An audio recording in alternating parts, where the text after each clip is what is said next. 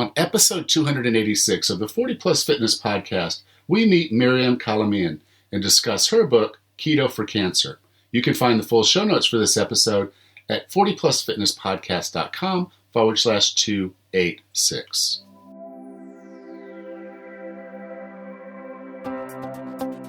Have you decided you're ready to make a change? To reclaim your health and fitness? The 40 Plus Fitness podcast is here for you. I'm your host, Alan Meisner. I'm an NSAM certified personal trainer with a specialization in corrective exercise and fitness nutrition. Let me be your coach as you find your way on your health and fitness journey. All right, let's go.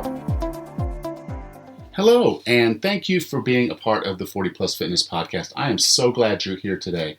We're going to have a great episode. I know you're going to enjoy this interview. Just wanted to kind of give you an update, things that are going on here. I'm going to go back to doing the once a week episodes for a little while here. The twice a week was a little taxing, but well worth it. I think we brought on some really great guests. It gave me an opportunity to get even more great content out there. So I am going to ask you to do me a favor. If you don't mind going out to iTunes or whatever your listener of choice is, and leave us a rating and review and subscribe, I would really appreciate you taking the time to do that.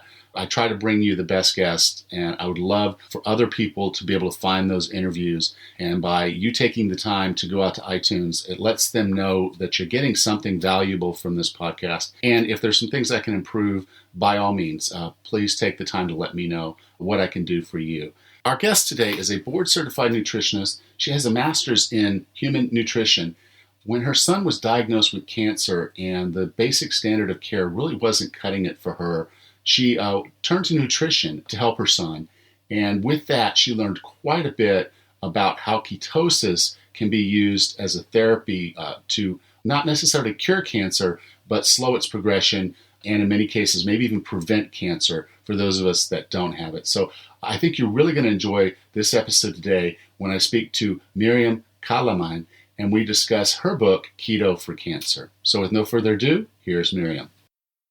So Miriam, welcome to 40 Plus Fitness. Thanks for having me here. As a 40-plus person, this is especially interesting to me. Yeah, as I was looking at the podcast and, taking care of myself and realizing that there were things now being over 40, and I was really actually right at almost 50 when I was getting into all this and really understanding it, is to say I have to do things differently, I have to think of things differently, and I'm dealing with things that are different than I had to worry about in my 20s and 30s. And I think cancer is kind of one of those things that, it's a slow progressive disease that while we might have some of the predecessors, the precursors for cancer in our body in our 20s and 30s, it really starts showing up. We start losing friends, we start losing family when you're in that 40 plus range for the most part. I mean, your son that you tell the story of in the book, he's a little different because of his circumstances of dealing with it as a child. But I would say cancer has always been generally thought of, for the most part, as an older person's disease. Right. Our immune systems are not, in the later decades, our immune systems aren't as good at taking out those cells either. So even if they're there in your 20s and 30s, your immune system can take them out. But a lot of things, my husband calls it the bumper falling off the car. A lot of those things accumulate over decades. And that's one of my realizations in working with this diet for cancer is, geez, why isn't everybody at midlife and older doing at least a low carbohydrate, if not a totally ketogenic diet? Really think it has the very strong potential to help us with healthy aging. I mean, I'm in my 60s. I want to be, like I say, I want to be just heading for that cliff at full speed. I don't want to be limping towards the edge and just kind of toddling off. I want to be heading towards full speed with my engine roaring. And I really think that changing up our diets is a huge part of it. There's other things too, but diet's huge. I have a friend, he has a heart attack, and maybe a little less so now than 5 years, 10 years ago, was, you got to watch your cholesterol number. You got to watch your cholesterol number. You've got to stop eating meat. You got to stop with the fats. It's a bunch of opinions. These are opinions. It is. And you kind of get into consensus with regards to treatment. But I think when there's a lack of information, there's a lack of science that's really out there, or a lack of education for some doctors because they don't get that education. The consensus kind of says, well, I don't know anything. So most doctors are saying this, the 3 out of 4 doctors or 9 out of 10 doctors. Well, I'm not going to be that one man, odd man out and tell my client or my patient that they can go ahead and not worry about their cholesterol or not worry about eating all this red meat or not. So they bandwagon, they get on the bandwagon. It's a reductionist view, Alan. It's just taking one thing, a cholesterol number, not looking at even the fractions that go into the cholesterol and saying that there's, an association, but there's nothing causal about high cholesterol in terms of heart disease. There's so many other lifestyle factors that play into and genetic factors that play into whether you're going to develop heart disease. So it's just too reductionist. There's just these algorithms. They plug you into an algorithm. And a perfect example is my husband at 64 and 11 months is told one thing by his doctor, but he goes in after he's 65, and now that changes the algorithm, and he's automatically, even though his cholesterol is well within normal ranges, told that he should be on a statin drug. And what's the difference? 1 month. Now he's 65 instead of 64. So, that kind of thinking is so pervasive, and we need to be advocates for our own health. We need to do our homework and figure out broadcasts like this and others, and just figure out, be a player in this for yourself, figure out, make some decisions on your own, find the support for those decisions, and find the team that's going to support you in that. Yeah. Now, I do want to get into a little bit, this isn't a show about taking care of your children, but obviously what kind of brought you to this topic, what really, I guess, lit you up was that your son was dealing with cancer and your treatment of him. Do you mind telling us a little bit about that story? No, of course. I'd love to talk about my son. My son was 4 years old when we got that diagnosis of brain cancer. And this is very hard for me to talk about because that's not what you see for your child. And he started immediately with chemotherapy. We did exactly as we were told. We were terrified, so we're going to follow what we were told. But it failed. Everything that we tried over a 2.5-year period failed. The chemo didn't stop the tumor from growing. The surgeries did a lot of damage, and the tumor came roaring back from that. We put him in a clinical trial. He failed that. And so now they're going to put him in palliative care, which means chemotherapy, like 4 different chemotherapy drugs they were going to give him in the hopes that maybe it would prolong his life. But it also meant that there was going to be these infections and hospitalizations and transfusions. And it was like, no, we're not going that route. Well, I didn't know what else to do, though. I'm frantic. We had just gotten this news, and I'd gone online looking at one of the chemo drugs that he was on. I found out some very nasty stuff about it that I hadn't been told when he signed up for the trial. And I bookmarked this site, fully intending to go back to it and print that page out on that drug. And when I went back to that page, being Science Daily, it had a different paper on that day. They were featuring a different paper, and it was a press release from Dr. Thomas Seyfried's lab at Boston College, where he had speculated that a ketogenic diet would slow the progression of a really aggressive form of brain cancer, a calorically restricted diet, ketogenic diet. So I'm looking at this, and right there's just this one little mention that this had been looked at in 2 children prior who had brain tumors. And that really caught my attention. I emailed Dr. Seyfried, and he emailed me back and sent me he was so helpful, sent me all kinds of information. And that was like, well, what have we got to lose? They're moving him to palliative care. Why don't we just do this diet along with that? So, and actually, we didn't have to do the palliative. We didn't have to do those drugs. We did a 3-month trial of the diet, and one really kind of low toxic, just to keep the oncologist happy, low toxicity chemo drug, 2/3 of a dose, and only sometimes. And in 3 months, his tumor not only had stopped growing, it had shrunk back in all dimensions. And this was the first time in that 2.5 years that we had seen such a response. I was blown away. We were expecting, we were hoping, we were just anything, any kind of a response. But to see that, so of course I got into, we're going to do this more, and I really needed to know more, and that's why I enrolled in a graduate program in human nutrition, not about ketogenic diets, that's for sure, kind of actively balanced diet, that whole, what we see as the nutrition guidelines. But yeah, it sparked that passion in me. And that's what I do now. I just share. That's why, that book was so painful to write. It really was. But now it's out there, and I'm just thrilled to be able to share everything that I know to date at the time that I finished that book. Everything I knew is in it, and sharing with people. And I got to say, it's packed. It's very comprehensive. But you don't need to know every bit about the science and the history and all of that in order to do the diet. People are overwhelmed when they're diagnosed with cancer. And for those people, I have a really kind of a simplified version. I call it my simple meal template. And you just do, you start with, you just got the plate and you put your protein food on it, you put your vegetable on it, and then you fill out what you need with fats. It's as simple as that. So even though people's perception of this is that it's incredibly complex, it can be boiled down to that, really, that simple. Yeah. I think in the past, it's been kind of the predominant thought process that cancer is genetic. It's a roll of the dice. If your parents had a particular cancer, you're much more likely to have it and whatnot. But now there's this theory coming through, and Dr. Siegfried was one you mentioned, but there's other doctors that are out there, Dom D'Agostino, some others that are doing some really good work, and they're coming out and saying, okay, look, there's a metabolic thing here that we can attack as well.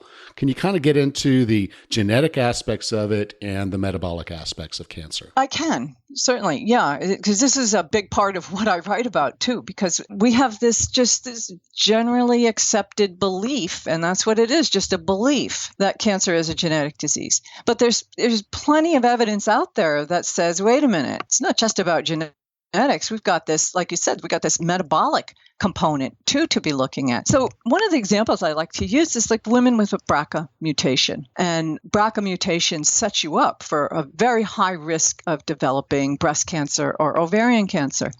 But not every woman with a BRCA mutation develops the disease. So the genetics it's not just the genetics that are driving this. And if we go the route that we're going right now, Alan, we just go, okay, there's a mutation, we're going to address it. There's a mutation, we're going to address it. There's a mutation, we're going to address it. It's like taking a table and, okay, we're going to saw this leg off because it's a little tipsy. Now we're going to saw this leg off because it's a little tipsy. And then you find out that really what's going on is the floor's not even. So you've done all this other stuff, but you haven't addressed the underlying condition, not at all. So what people like Dr. Siegfried and Dr. D'Agostino are saying is look at the underlying cause, and the underlying cause is something that's gone wrong in the cell metabolism. And that something that's gone wrong is dysfunctional mitochondria. So that can drive the genetic mutations. That alone can make the genetic mutations that we're trying to address with drugs. So why not go to that earlier layer and go, let's address the underlying metabolism of the cell instead? What forced it in this direction? So that's an accumulation of things. And that's one of the reasons we see this cancer more in older people. Another has to do with immune system response. But as people layer on the decades, they're generally, if they're eating a standard diet, they're spiking their glucose and insulin multiple times a day. Every time they eat, they're spiking their glucose and insulin. And over time, that contributes to insulin resistance. And one of the features of insulin resistance is inflammation. You have accumulation of weight, and adipose tissue acts like an endocrine organ.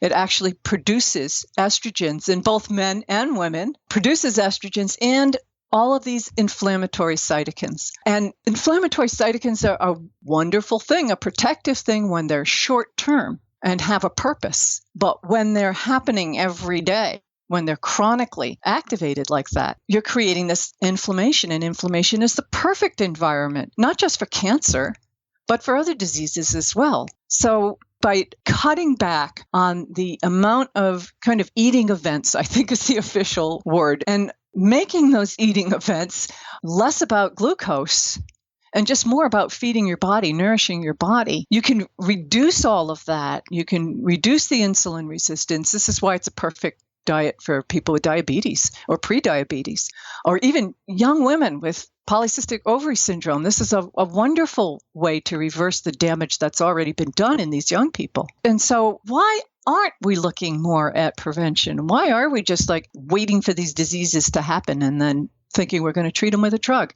So I'm sold on the fact that we have to look at cancer cell metabolism, not just the genetics. And most cancer cells, they actually use glucose as a fuel, and they are unable to use ketones as a fuel, right? Well, let me modify that a bit. So what they do is all cells are going to be able to use glucose. That's just a given, because the use of glucose actually makes these other products, these other enzymes that are needed in the cell. I won't get into that part of it. But what's different in a cancer cell is that there's a lot more glucose transporters and a lot more insulin receptors. So you've got many more opportunities to bring glucose into the cell, and insulin being an anabolic hormone and insulin like growth factor associated with that anabolic. It supports the growth and proliferation of cancer cells. So you're bringing a lot more glucose into the cell, and you're making a lot of the substrate that's going to be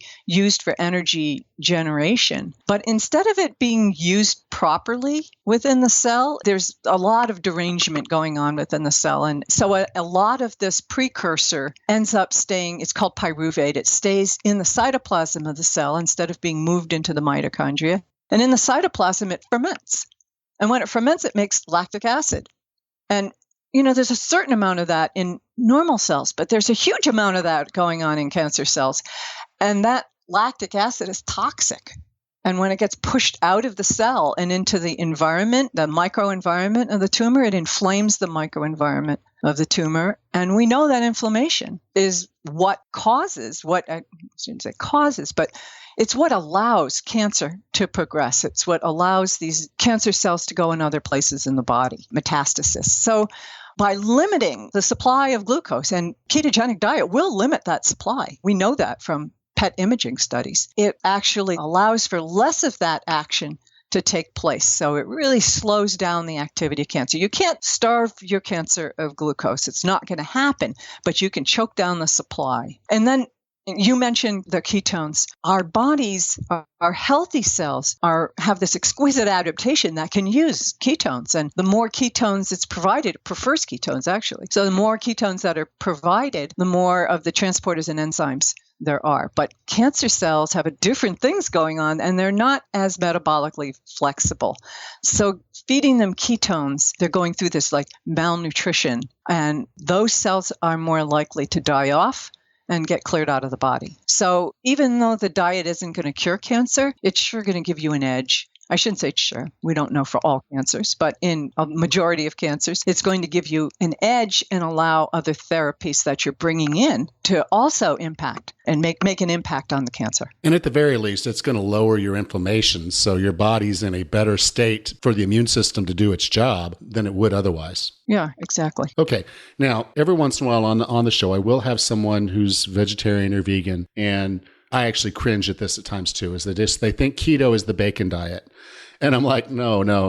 I don't just eat bacon. And in fact, I might eat bacon once a week, maybe once a week, but it's not the bacon diet. Bacon is just kind of one of those things that they know it's a fatty meat. They've been told they can't eat it. And now with keto, you can eat it in moderation. But there are people for social reasons or religious reasons that are vegan or vegetarian. There's a way for them to also get into ketosis. I know you had a client you talked about in the book who was, for those same reasons, wanted to go vegan or vegetarian.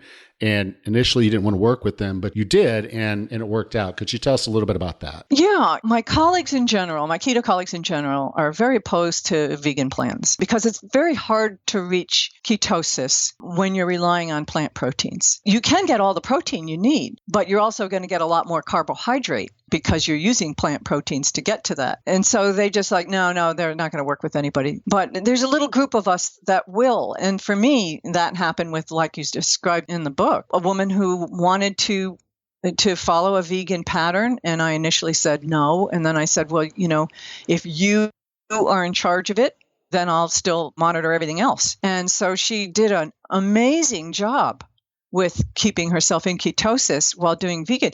But it's not like she ate meals. She just ate food. She saw it as eating food. So she would put on the plate what would accomplish that. So she never really had like a meal. So, it's very limiting to do that. People, that's one of the things they want to be able to go out and socialize, and, they want to be able to go to a friend's house and be able to at least eat part of what is being offered. And she couldn't really do that. So I find it very limiting. But she was very successful. This was a brain tumor. She had a brain tumor and she wasn't able to do the standard of care therapy. She had a reaction to it. So she couldn't even do that. She'd done radiation, but not chemo.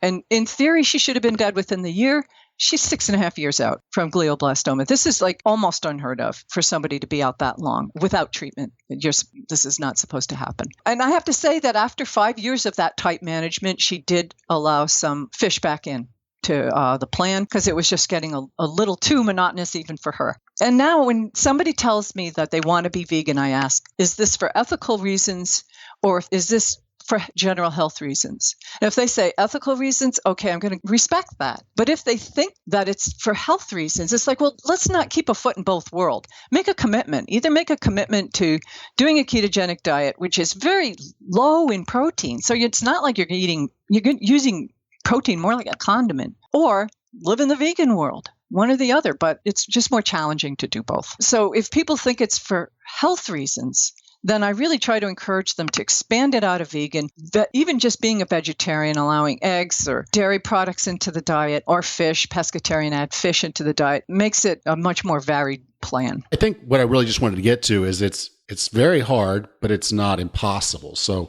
there are reasons, and I think you've got it kind of right, is if they're just doing it because they believe that's the healthy way to eat, then their ability to stick to it is probably a little bit lower than if they're doing it for purely emotional, religious, or social reasons, because then they have a why. They know why they're doing what they're doing, and they're probably much more likely to be able to go through that strenuous of a restricted diet plan for a period of time, because we're not talking about, particularly if you already have cancer, this is not a seasonal thing the way I use it today. This is the way you eat every day. Thank you for bringing that up, because there's a lot out there right now. And like there's this ball rolling on cyclical ketogenic dieting or carb up days and feast famine cycling. There's a lot of like all of these little proprietary things that are out there. And I say for people with cancer, you're playing with fire. You find something that works, you get it dialed in right. That's the plan that you stay with, what's working for you. There's no reason to think that you should not stay in at least mild ketosis, nutritional ketosis. You don't have to have extraordinarily high numbers all the time, except maybe for brain cancer. I really think that is so specific, because that brain tissue and the relationship of ketones to brain tissue. Not enough time to go into that today, but it's in my book. So I think it's critical to pick a plan and stick with it. So now I like in the book, because I'm an all in or all out kind of person. I can't dabble and work my way in. But you look at ketosis and say, okay, because we're dealing with different subsets of people, we need options that will work for specific people. And you set forward kind of 3 options on how someone can go about getting into ketosis. Yeah, I feel it's very important to have these options. I never believe in like there's only one way to do things. But I have to tell you, people, when they get a diagnosis of cancer, they're just panicked and overwhelmed. And so as soon as if they're learning early on about the diet at diagnosis, then some of them are going to want to fast, because it's like the easiest, fastest, most efficient, problem-free. You don't have to think about what you're eating because you're not eating. So they'll use a fast, a 2 or 3, or sometimes they even do a longer fast to get into ketosis. But I have to say there's some people that's not appropriate for, and that's something you need to discuss with your doctor. I'm not going to go into all the details there. But also, you need to have a plan for what you're going to do when you stop fasting and go back to eating. So otherwise, it all falls apart as soon as you stop the fast. And you see on all those wonderful numbers that you saw during the fasting, glucose and ketone numbers are going to just fizzle out and go away. So you have to have a plan. So I say that while you're fasting, get together the foods that you need. Get your plan in place, even if it's that really simple template that I mentioned earlier, so that as soon as you're off the fast, you can move right to this, so you can keep the advantages. And then the second way to do it is like, I think is what you said, like kind of all in. So that is the people that go, yeah, I'm going to do it. They learn everything they need. They get everything together in a really rapid period of time. They clean out all the junk out of their house, and they start right in. In day one, they start with a really rigorous ketogenic plan. And those people are going to get into ketosis and see their numbers improve immediately, almost immediately too. And I really feel that that's kind of that middle one is the safest one for a lot of people with cancer. But I also get a lot of people who are not early diagnosis. They're not overweight. They're nutritionally compromised because they've been on chemotherapy and it's wrecked their digestive system. Or they're older and, they have other problems associated with just GI function. Or they have a bowel disease. Or they have a gallbladder problems or hormone disruptions, especially for women. I really think that easing into ketosis is a better plan for that people. And the way that I do that is take a 2-week period of time, generally, it's not fixed, where they're increasing the amount of fat at each meal and figuring out what their tolerance is for fat before they start to pull out all of the carbohydrates. So they get rid of the sugar right off the bat, and hopefully they can get rid of the grains right off the bat too. But they're adding these good, healthy fats at each meal, finding out if what their tolerance is, and maybe even adding a high lipase pancreatic enzyme to help with the fat digestion, especially early on. Our bodies take a while to adapt to this. And then, at the end of that period of time, they can finish pulling out the most dense sources of carbohydrate, and they too will be in ketosis. It's just not as dramatic. But they're not going to lose weight, and they're not going to be worsening their nutritional profile. Absolutely.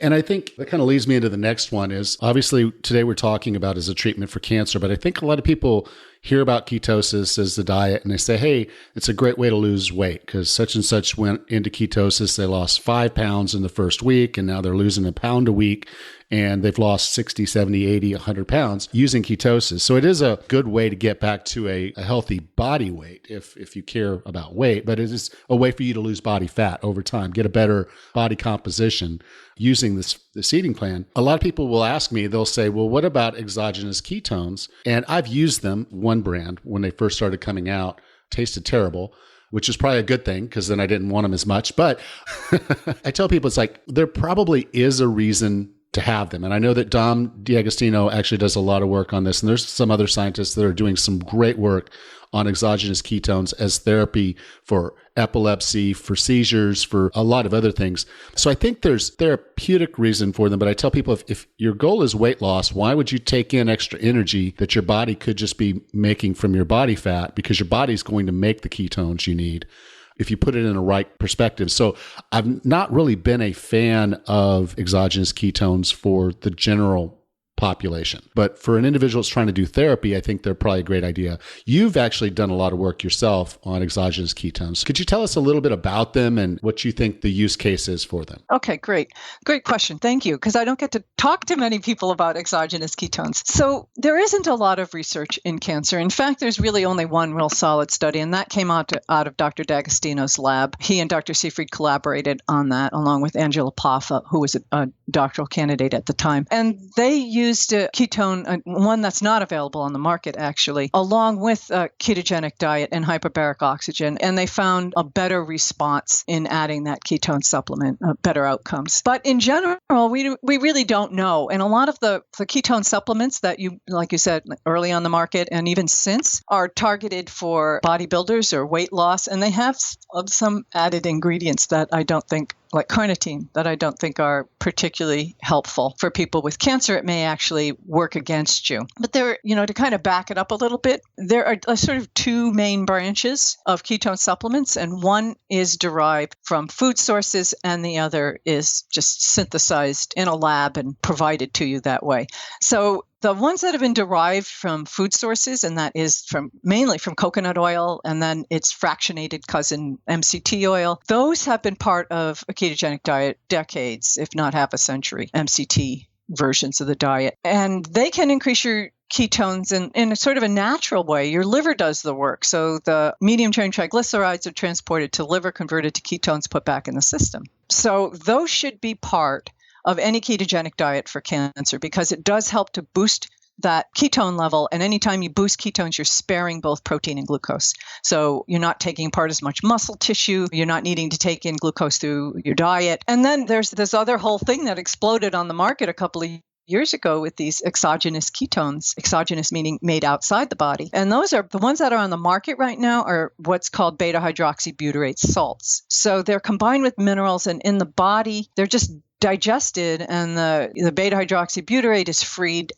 and goes into the bloodstream and does the same thing that it would do if you were getting it from food sources, with one little glitch to that, in that it makes a form of ketone that our bodies also can't use. And we're not really sure where that's going. There hasn't really been any research on that one yet. But I do see a role in cancer for people who are undergoing therapy in particular, in that kind of active therapy stage, before you go for a radiation treatment, or if you're going for hyperbaric oxygen, which is a metabolic therapy, before you go in for that, those are both therapies where you want your ketone levels to be high in order to protect your healthy cells and compromise your cancer cells. So using a ketone supplement, and hopefully one of the ones that doesn't have the additives to it, and there are a few on the market. I won't promote any names, but there's a couple that I really like, one in particular. So using that can boost your ketone levels for that period of time. Another advantage I see to exogenous ketone supplementation is totally apart from weight loss, is it does give you a brain boost. If you're low carb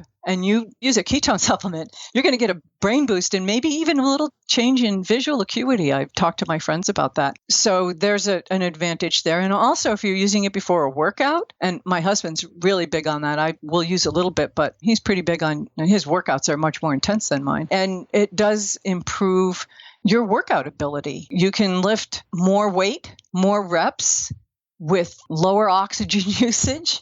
So it has a lot of advantages. And I always carry some with me sort of as an emergency backup when I'm on a long hike. I carry it when I'm traveling in case there's no good food option. I want to still be able to nourish. But as far as weight loss, circling back to what you said about weight loss, man, I think it's real tricky to use them for weight loss. They suppress appetite in some people, but not in everybody. Ketones may suppress appetite, so you won't eat as much of the bad diet that you were eating before, but you're still eating a bad diet. So I could see it as a supplement once you make those dietary changes, but I don't see just throwing ketones in on top of a bad diet. And that's where I really struggled with them, was because if you just want to be able to eat 150 grams of carbohydrates each day and say you're in ketosis because you did the ketone meter and your blood ketones are above 0.5 millimolars, it's like, I'm in ketosis and I'm eating the way I ate before. I'm like, well, no.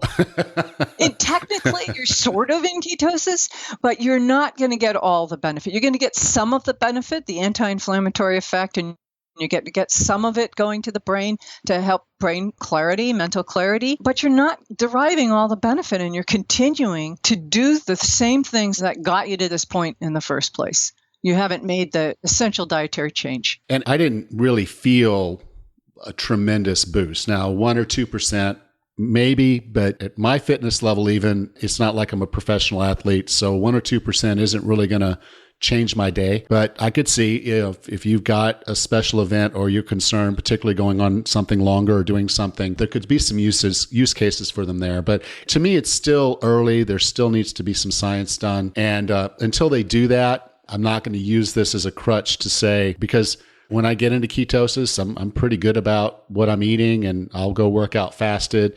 My body seems to be able to produce all the energy I need. If it were something longer, I was going to do something over maybe 2 hours, I could see a need for some MCT, some other things like that to try to get me through. And I do use MCT oil. I mean, I'm not saying, because I don't see that as exogenous, because my body still has to take that fat. But I'll do it. I'll sit there and say, okay, I'm going to make this big salad. I'm going to drizzle it with olive oil and vinaigrette, but I'll go ahead and put a tablespoon or two of MCT oil on there too. Well, people put it in their coffee, in their morning coffee too. So there's different ways to use MCT, and I see a lot of value in it. God, my son was taking 4 tablespoons of that a day. That's more than most adults can. Kids are much more tolerant to this stuff.